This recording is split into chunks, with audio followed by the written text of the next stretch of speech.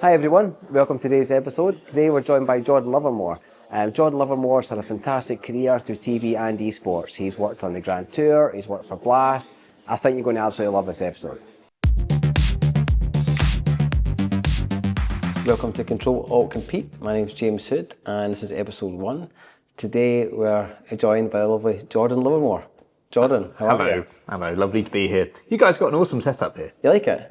All filmed on iPhone. Yeah, there you go. Yeah, it's really, really nice. Like you've got a good feng shui in this space as well. It's really good, yeah. We've got producer Blair, the office in here, and yeah, it's really good. And we've also got the setup in here to kind of do the podcast. Yeah, it's nice. So Jordan, I got you on the show. I had to look for guests. I thought they'd be really interesting, and I thought about yourself.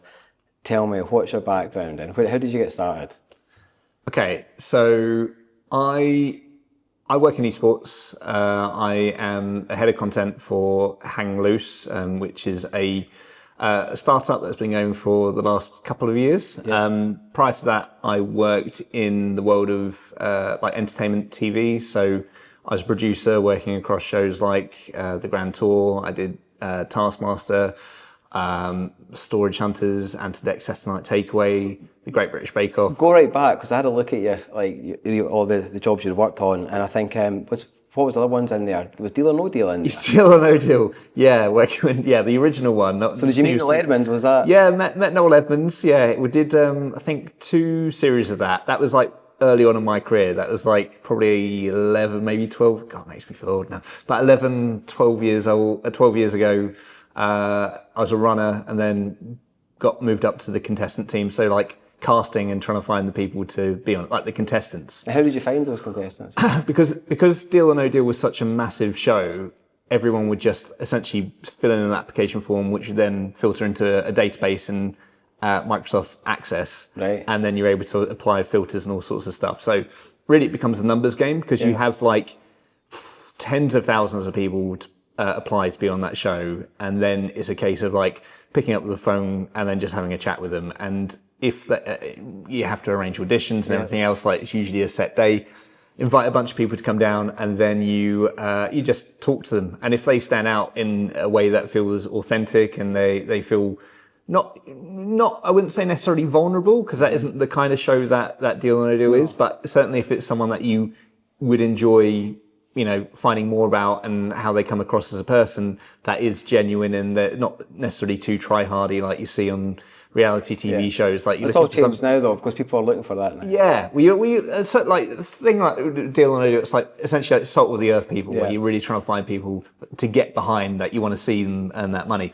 So so it's quite fun to be able to do that. But that was right at the beginning. Can't tell you that. That's like one of those trade secrets. Right, okay. But yeah, he's probably you. Just at the end of the phone call. Imagine this voice at the end. No, he's a very, very funny bloke, like and incredibly quick. Yeah. And that was a question that came up loads. It's like, is there a real banker? Is there someone? There is genuinely a banker who is playing against that person, offering them different increments of money and everything else. So, and he really gets in people's heads. It's phenomenal. Yeah. But it's really great to see it back on the TV. But is it back on? Yeah. Stephen Mulhern does it for ITV. So we've moved on since Noel Edmonds. And then once again, like, what about Top Gear? Then tell us some of your stories with. So I worked on Grand Tour. Yeah. Which was it came after Top Gear. Essentially, it was just Top Gear with Jeremy Clarkson, Richard, and exactly. Yeah, imagine that. How that would feel. It was great. So I came on board at the end of season 2, I want to say. Yeah, so I did season 2. I did the season 2 adverts, essentially to promote the new series. Then I started essentially on the full thing on like a couple of months later. So was looking after a lot of things exploding, blowing up, crashing stuff. It was like I was involved like the heavy end of the stunts. And so what was your job, the title then? So what was you actually done? So I was the assistant producer on that show, and as I was just, like I say, I was looking after, everyone gets given certain episodes, and there was one that came around when we were doing development for Series 3, where it's one of these mad things where everyone like gathers around in a corner of the office, and we all discuss what the show's going to be. And everyone's there: the exec, producer, Jeremy, Richard, and James. We're all discussing like this essentially this big Bible of 100 pages, ideas that we've discussed or something that Jeremy thought of. And on the fly, Jeremy just came up with the idea. I think there might have been a pickup truck or something in the dossier. And he said, you know what I've always wanted to do is fire a machine gun from the back of a pickup truck, but a proper one, like a 50 cal machine gun. And I remember being in that room of like 30 people, just eyes just shooting all over the place. Like, okay, how are we going to, because that's one of the things, when you work on a show like that, you don't say no. You work out a way to, you look into it. Like how that was the rule of thumb. Leave it with me, we'll look into it. And everyone was like, already you see like the cogs whirring, and like, I just looked at someone who I knew had like a contact from the Ministry of Defence, because obviously they do quite a lot of stuff for the for the army, and it's a bit of a promotional tool. They did stuff with Challenger tanks as well, and the old Top Gear. So there was a black book essentially of like high-end contacts that you would need to get in touch with. But yeah, so I worked on that film, essentially Jeremy firing a 50 cal machine gun out the back of a pickup truck. We went to a military site for that at a place in Wales, and the entire episode was originally going to be filmed in Georgia because of the let's say rather lax situation on sort of arms and stuff out there. But it was decided. Like we went to like Africa and everything. No, I got the one that was based in the UK. Okay, I was like driving over the big bridge. But yeah, it was good fun to do it. But yeah, that was, I'm not going to lie, quite a stressful show to work on, because it's one of these shows where you can usually find like you have an idea, you won't be able to do it because it's either too expensive or too dangerous, or you don't have enough time. But with a show like that, you have I'm not going to say unlimited budget, but you have a decent amount of budget to be able to make something like that work. So there's not really an excuse not to make something happen. So it then sort of just falls onto you as to who you're going to talk to and how you're going to be able to make this thing happen. And it's just like a case of trying to find the fastest way through red tape. So going straight to the source and being able to try to get people to unlock stuff for you. Do you think he always tried to just challenge us and think, wonder if we can get away with that, and we'll bring it up in the meeting? Yeah, I don't know if he challenged me with it too much. It might have been the case with other people, but I was just like, yeah, just going to get my head down, just say yes, work out how we do it, and then if I've got bad news a little bit later down the line, at least we'll look into it. It's like, it's coming up for the reasons of, look, I've spoken to this person who's the head of such and such, they can't do it because of X, Y, and Z. So it's always... a funny game to play, but yeah, always look into it. Yeah. And so then tell me then, how did you transition from TV then to esports? And tell us about your career in esports as well, because that's ultimately... Yeah, so before my time even in TV began, I was, really into gaming, right? And it's quite difficult to be able to convert this back to an audience who definitely will not remember the time of like dial-up internet and stuff, right? Like broadband wasn't a thing when I was growing up, right? Okay, so yeah, me and you were a similar age. Yeah. So yeah, I grew up in a county in England called Suffolk, very much like rural fields, all over the place. Like it was very not technically inclined. It's probably the polite way to put it. So yeah, rural. And me and my mates, we essentially we got into gaming quite in a big way, and the only real way to do it was N64 or PS1 or whatever. Like essentially just like screen splitting. Yeah. And then we PCs sort of like came around, and Half-Life became a big thing, so a huge hit for us, and we really enjoyed it. We'd go around to each other's, like essentially did hot seating, so someone jumps in, get to enjoy them, play a level, and then we'd swap in and out. So that was good fun. And then someone we started looking into it, and then someone downloaded a mod called Counter-Strike.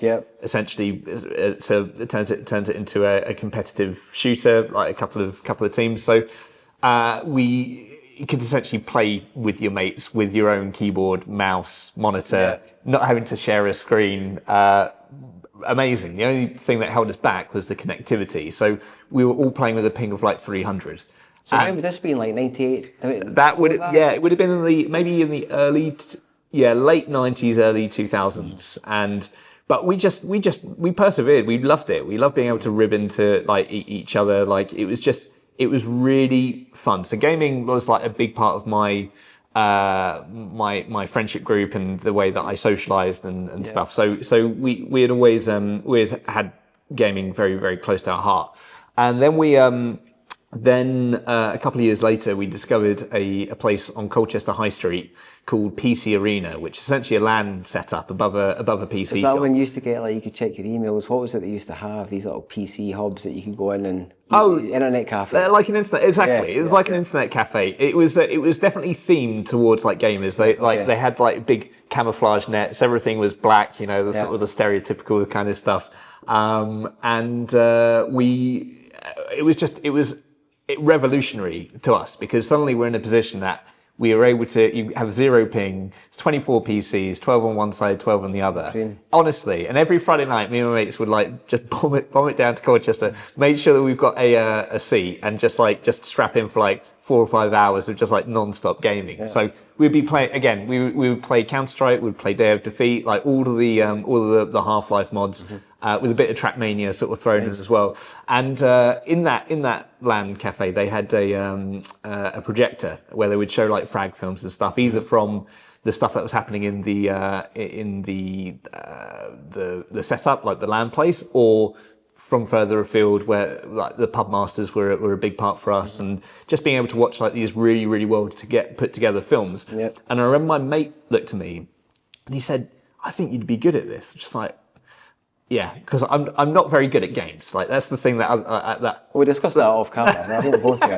I'm crap at games, like really bad. So I think that's a polite way of one of my mates saying, "Don't, just maybe concentrate." It's like someone giving you a pair of like safety scissors and go, "Go on, you do what you can." Do. So I basically ran with that, and I then became like the in-game editor or like producer for my clan, and we were called the Turkey Warriors. Nice. So flying the flag for the Turkey Warriors. So I got into editing through like Sony Vegas, and like learned how to capture and did all that kind of stuff, and I really enjoyed it.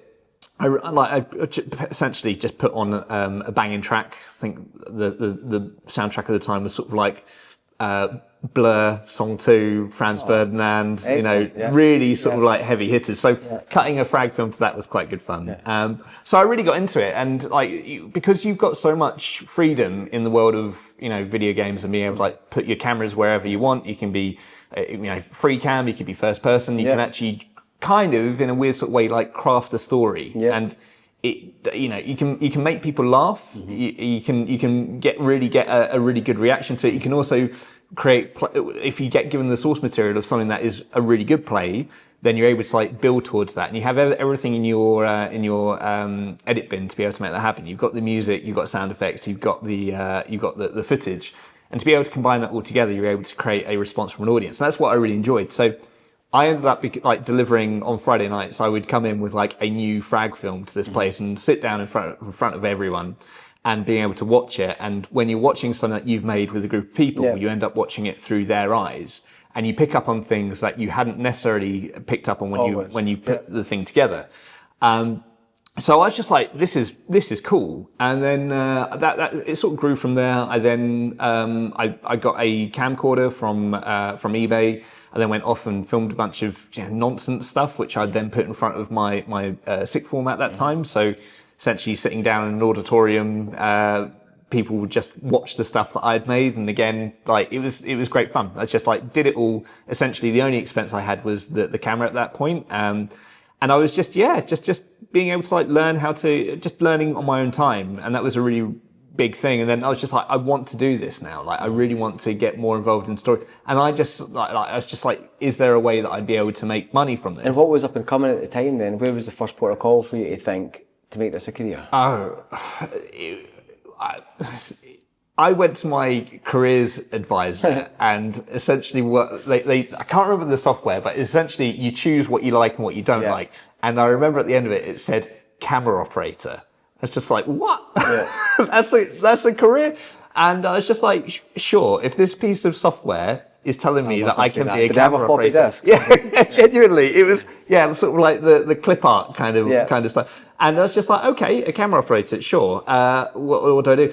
And so no idea. I really was not an academic. Like I was not very good at school. I didn't really care. I didn't apply myself. I was not that way inclined. Now, creative opportunities back then was few and far between. You're a bricklayer, joiner, plumber, one of the and trades, when I asked my head of the head honcho at my sixth form college if it was possible to do media studies, I was told that it was Mickey Mouse Mickey Mouse thing. And I kind of get that because it's being taught by people who don't really know what they are talking about. So a lot of the time, an English studies teacher would be someone from English because it's like essentially it's a different like cultural form, right? So it makes sense that someone involved in the English department actually teaches it, but you're not really learning those key skills. So I do kind of get it from that perspective. Funny. I don't want to throw anyone under the bus here in a sense as well, but even esports is going through that just now as well. When a lot of colleges and schools where it's getting taught, it's the guy that maybe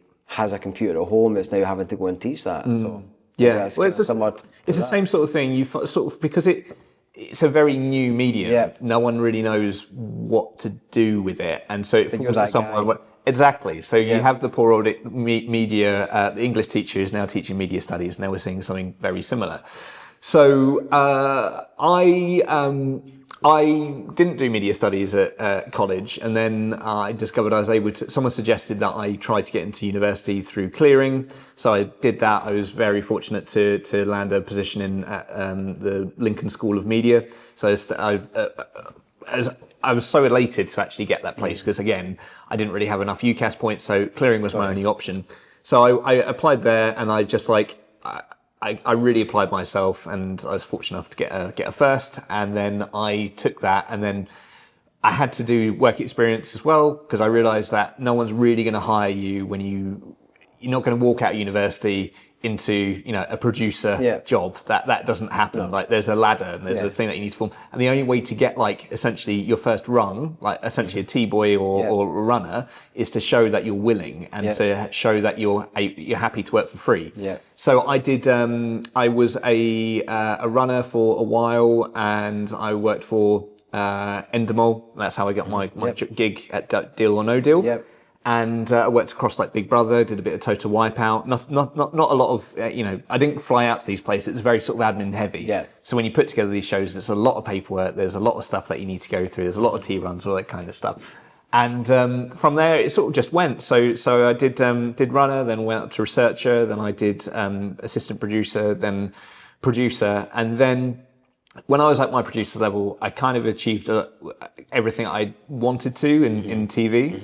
I'd worked across some really, really like AAA shows. Yeah, absolutely. So I did have a list that I had wrote at the start of my career. These are the types of shows that I want to work on. If you look at it, it's got like Ant Dec on there, and it's got. Do you think that helped you with your career, knowing what you were trying to aim for then? I think so. It was just like I would take stock as to where I am in my point in my career. To the next one. Exactly. And the last job I did in TV, I was working on Limitless with Chris Hemsworth and Nat Geo. So Thor, right? And it doesn't really get any bigger than that. And I was working on that show. And I remember, essentially, I did a recce. I flew out to San Francisco for like 3 days just to make sure that we could pull this stunt off that we were looking to do. And then whilst I was out there, I got a call from someone saying that idea that we're going to be doing isn't going to be happening anymore. Right. I was like, okay, all right. I've put a lot of time and resource into that. I was sort of like, I lost a little bit of my patience, a little bit. And I was just like, I wanted to think about like what else. What am I going to get out of this, and does this align with what I really get excited about? And I remember a couple of years before that, I started looking into a potential career change where I could like combine my love for gaming, like turning the clock back, with my knowledge and my love for actually being able to create stories and craft stuff. And esports, I think it really started to become a big thing in sort of 2017, 2018. It's only going to be, get bigger. So we were being told. So I was just like, okay, I really want to try and find a way that I can get in here. And I did, during a bit of downtime, I remember bumping into, during a bit of downtime, I was looking for jobs, and a position came up at Refresh, who's now Blast, but they were looking for a producer. I'd never heard of this company before. I didn't know really what they did, other than, you know, big, large-scale events, but I couldn't really understand how content could be a part of that, or certainly like TV could be a part of that. I just didn't understand it, because it's like, these are big events done on huge stages with like broadcast sensibilities and production techniques, but I couldn't really see necessarily how my skills would align with that, but I wanted to learn more about it. Yep. So I applied for this thing, and I went in for an interview to essentially, it was to look after a live stream, something I hadn't really done before, because again, I come from quite a traditional background by this point. And I said, I'm going to be honest, I don't know what this is, but I want to throw everything I've got at it. You know, I can produce a good TV show. I know what you guys are trying to get out of this. So I would really like to, you know, have a swing at it. I didn't get the job, sadly. But I did keep in touch with the person who did interview me. And I was just like, there must be something that I can do for you. There must be a way that we can work together. Yep. I'll come in and I'll do some work experience. And I was sort of, a guy in his early 30s asking to do work experience for a company is just sort of a bit strange. But I was just like, look, I'm happy to do this. I want to learn more. And he saw value in that. And I went in for a couple of days, and it was just phenomenal to be sat in a position where people are still talking about like rushing B, and they're talking about the language of Counter-Strike, where they're talking about dual Berettas and AWPing and everything. Yeah, because honestly, when I was playing those games and I went off to work into TV, essentially I pressed pause on that. Also, I was going to ask you, I don't want to interrupt you, but you were still playing games throughout that, or? Well, casually. Like, it was very much like, I lost touch like the competitive scene. Yeah. So when I came back, essentially when I started looking to esports in like 2017, 2018, it's just like, oh my God, this is like, continue to have a life of its own whilst I've been away. Yeah. And, so to hear all this like language being brought up again, kind of the same sort of language that I'd hear in that LAN cafe where people were like talking about certain strats and stuff that would be used in the game. I was like, this is amazing. Like, and again, I had the same sort of thing where it's just like, you telling me that you can make a career in this, kind of similar from when I was doing my editing stuff. It's just like, you can get a job in this. Like, this is cool. Again, I suck at games. Guys, song 2.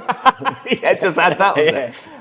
So I suck at games, but I can tell stories. Yeah. And that again sort of felt like a good click. So it took a couple of months, but essentially I was just like hounding people to I want to work here. What can I do to get a job? And in 2020 came my first, I guess, my big break was when Blast essentially hired me in to do some freelance work for them to make some stuff that they did with one of their partners. Like, they wanted to do something with professional footballers, come in and they play Counter-Strike with 2 or 3 pros. So I was just essentially given free reign, because a lot of the time when you work on a big production, you already get given the framework and you get given like, this is the story we want to tell and this is how we're going to do it, but you need to fill in the blanks. Yeah. We don't know what it is. But with this, it was very much come up with everything. Come up with what the story is going to be, what is the end result, what's the jeopardy, what are they playing for, all this kind of stuff. So I did that. It's a compressed timeline. Usually you'd be spending months planning this. I had like 2 or 3 days to be able to knock it all together.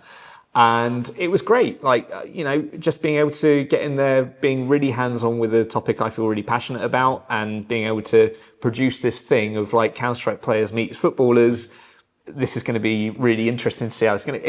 It was really, really great. And in that time, I made myself a sponge when I was there, where I was just like, let everything wash over me. I was meeting everyone. I was meeting everyone from like tournament ops to the guys in the truck who are running the broadcast, to the social media team, to player management, to the hair and makeup, and the talent and the analysts. And that was the big thing. It's like, I want to get to know these guys so I can and sit down with them to discuss ideas that they've had, so I can then go away and like put something together. So during my downtime when I was at this event, I then spent time essentially building a bunch of formats that Blast could use for either partners that might be coming in and maybe like broadcasters, maybe bigger projects and anything else.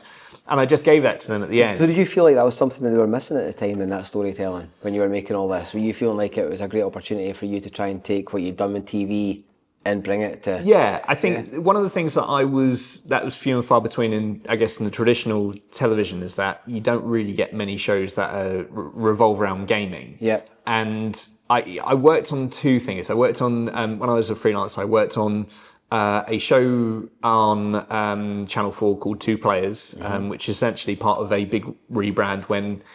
I don't know if you remember, but it went from 4OD, which is the online platform for the catch-up that Channel 4 would do. They moved to All 4, and that became a rebrand. And as part of that, they commissioned a bunch of shows, like digital first shows, and that was Two Players, where essentially two players come along and play a game of something. So it's 5-minute shorts. Bish bash bosh, and then the other one was KSI Pass the Pad. So essentially, that was being a show featuring KSI. A celebrity joins him, and they play a game in his house in Orpington, and that was great to be a part of. But again, these opportunities were few and far between. There wasn't really a lot going on, and I always felt there was something that you were able to combine the world of gaming in the world of content or TV. We now know TV doesn't really get on with gaming because audiences will go and find it elsewhere. They'll go on YouTube, they'll go on Twitch. So there's limited buy-in from like broadcasters outside of the world of Taskmaster, which you saw how that went, one season and it's done. It doesn't really work for a traditional audience because they will find it elsewhere. Yep. They'll go online, the audience that they're appealing to.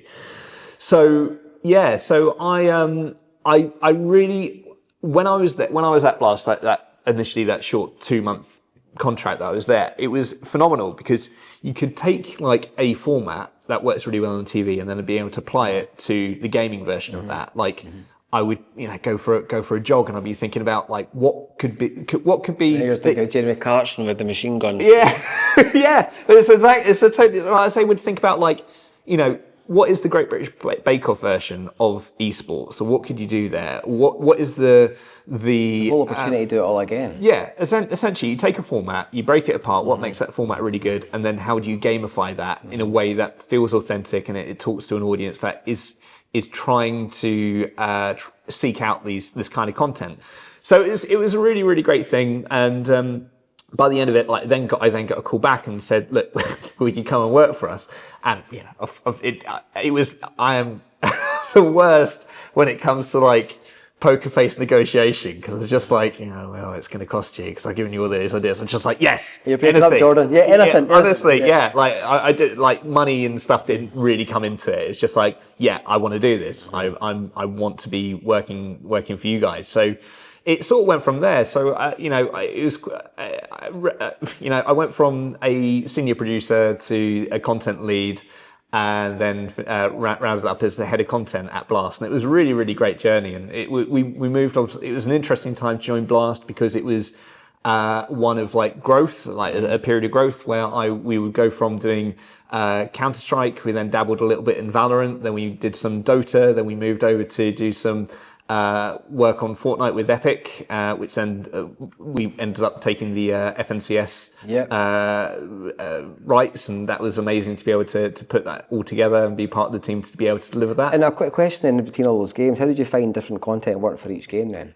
How did you think you had to vary it up? Yeah, so a lot of it is down to how that ecosystem is managed. So with something like Blast Counter-Strike circuit, which is Blast Premier, it was very relaxed because the ecosystem as a whole was quite open. So you didn't need to run stuff past the publisher to be able to make sure that this was on brand. It essentially does this align with what Blast are doing because Blast own the league. They look after that. Does this work for what we're trying to do? And a lot of the stuff you're aiming it for a slightly more mature audience than you would do for a Fortnite audience. And the interesting thing with the Fortnite audience was we're now making this product for the client Epic. So we need to make sure that when we're producing stuff that they're being informed in every part of the way, like how are we reaching out to players, what are we doing to be able to completely different ball game back from the Top Gear days. Yeah, exactly. It's a lot more. Yeah, and it was a very different way to be able to approach stuff because you get something like Blast Premier, which is very sort of loose, and then you've got something where there's set ways to be able to do stuff or ways that we're able to show Epic a way that we're able to make good content and to make it work. And so it was, you're dealing with that ecosystem. Then during also my time, we acquired the Rainbow Six competitive league as well, which is kind of a mix of both. So it was a league that both Blast and Ubisoft had a stake in. And we were able to do our own stuff with support with Ubisoft and vice versa. So it was a really, really cool project to be involved with, and that I would say is probably a crossover of both Premiere and FNCS, and to be able to make something really, really cool. But the kind of ideas were very different depending on the kind of audiences that we're going for. That's so cool, man. Once again, I'm a gamer myself, so that kind of job would be ideal. And so what now then? So tell me now, fast forward to Jordan. Yeah, so I think as of last month, January 2025, that's where we are, I joined Hang Loose. So I'm their head of content, and it's a startup, or certainly a startup mentality. It's been going for a couple of years. I'm the first employee to join. It's set up by two co-founders, Amanda Lawson, who's sort of behind it all, and Michael Brown. Those two guys essentially run things, and I've sort of joined in a content capacity, so coming up with ideas to either support events or brands or whatever it might be.